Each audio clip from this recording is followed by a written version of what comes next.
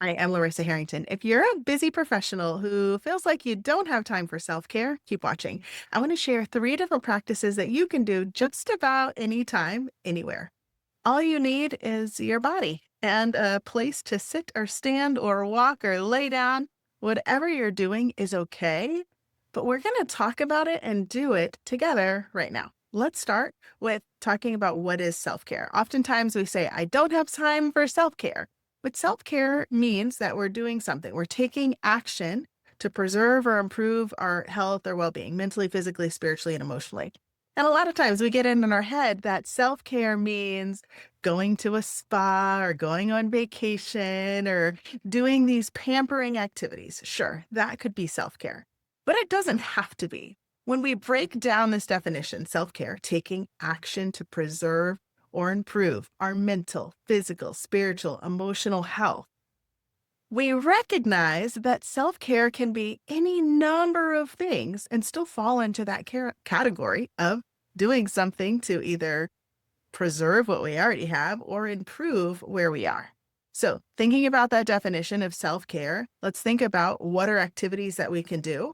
Sure, we can go to the gym. We can drink more water. We can tell someone no, that we're not going to do something because it doesn't feel aligned with what's best for us, right? Like lots of different things can fall into this category of self-care. But today I want to share 3 different practices that we can do with just our body and a place to be. So I'm sitting in my chair at my desk. You can do this anywhere. We're going to start with just breathing with awareness, right? We breathe without thinking about it. Our body is able to breathe itself. But now I'm going to invite you to breathe all the way in and all the way out with awareness. So paying attention to how it feels to breathe. And sometimes we don't even understand or remember the power of our breath. Breathing all the way in, all the way out. And as you're breathing, notice how your body is feeling. And notice if right now in this moment you're feeling any stress or tension in your body. And if so, see if you can allow it to relax and release with every exhale. And if you're not feeling any stress or tension, cool. Also, see if you can allow your body to relax and release a little bit more with every breath. So all we're doing is breathing, but this is a strategy. This is a tool to help you preserve or improve your health. It helps you reduce stress, tension, anxiety just by breathing and intentionally softening and releasing. So let's do this 3 more times. Every time you inhale, see if you can make your breath a little bit longer, fuller, deeper. And every time you exhale, see if your body can relax and release a little bit more.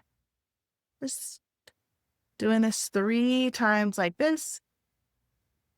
Breathing with awareness, letting the body soften and release. Yeah, so that's strategy number 1. It's breathing with awareness and intentionally relaxing the body, intentionally releasing that tension that we might be holding. Number 2. This time we're going to create tension, okay? So I'm going to do it with just my hands, and you can do it with your hands or any other area in your body that you can tense up. So when we breathe in, we're actively, intentionally tense up. Tense up your hands, your face, your shoulders, whatever. Tense. And then when you exhale, let it release. Let everything release. Do that again, right? So we're bringing tension into the body. Sometimes we don't realize how much we're actually holding tension until we actively create tension and then intentionally release it. Do that 1 more time, right? So we're bringing tension into the body, maybe scrunching your face or hunching your shoulders, whatever, and then softening and releasing. Now, just breathe. And every time you exhale again, see if you can relax your body. And this time we're scanning. So from our head all the way down to the toes, scan your body and see if you can allow your body to release and relax a little bit more.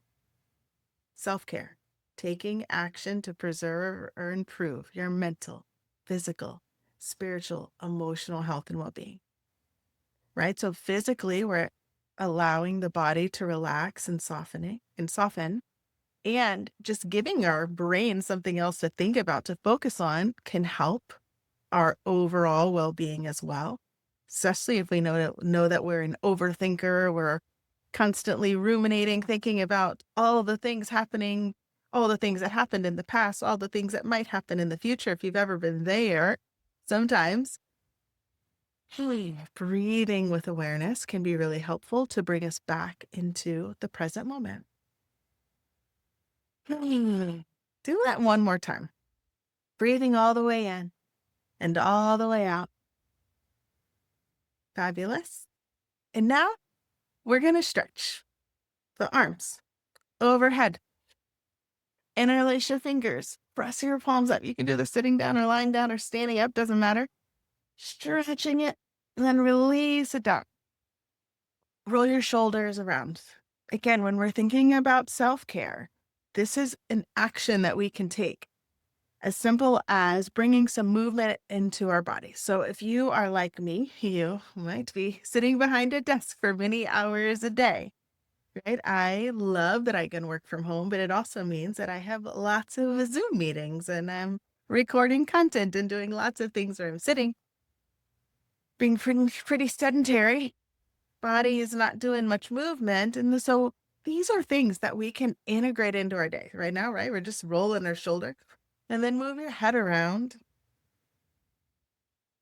slowly releasing, softening the jaw, releasing any tension or tightness that we might be holding in the neck. And then bring it up again. We're going to bring one arm up and over, stretch it across.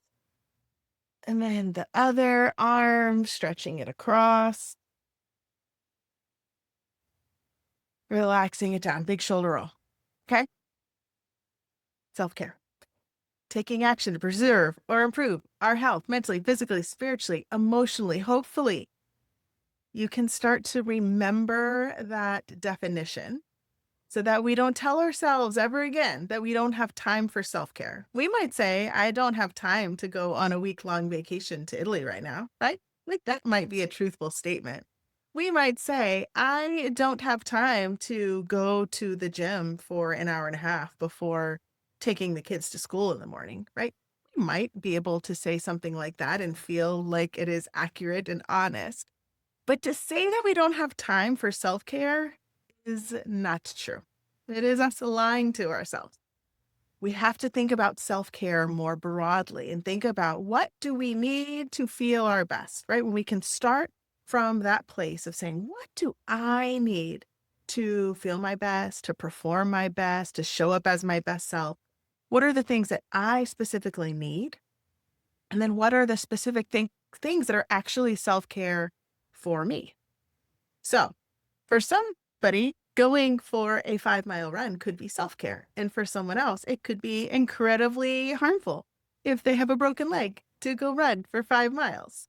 We have to remember that all of us are different. And each of us are going to have different things that we need in order to feel our best and perform our best and show up as our best self.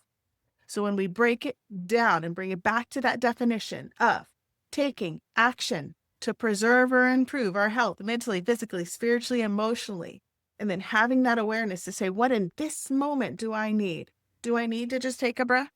Do I need to get up and just kind of move my body and dance around? Right? Do I need to take a walk? Do I need to go get some water?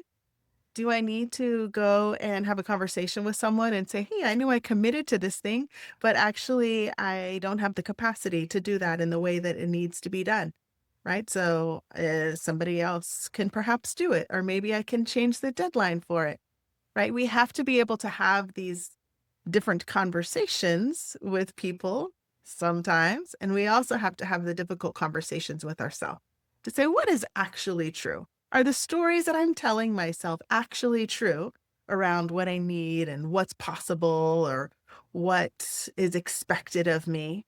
Right? So take a deep breath right now. Remember what is important for you. Remember that you are worthy of self-care and you have time for self-care. And remember that you have the ability to choose. So focus on what you're choosing and make sure that as you're going through the day and as you're doing great things for other people and making a positive impact in the world and doing your part to make the world a better place, that you also make time to preserve or improve your mental, physical, spiritual, and emotional health too, right? It doesn't have to be either or. You can do great work in the world. You can be a high performer. You can make a positive impact, and you can also make time for yourself because you're worthy and it matters. And I don't want you to burn out. I want you to continue doing great work in the world. So thank you for being here. Remember that you matter. I hope you have an amazing day, and I hope to see you soon. Bye.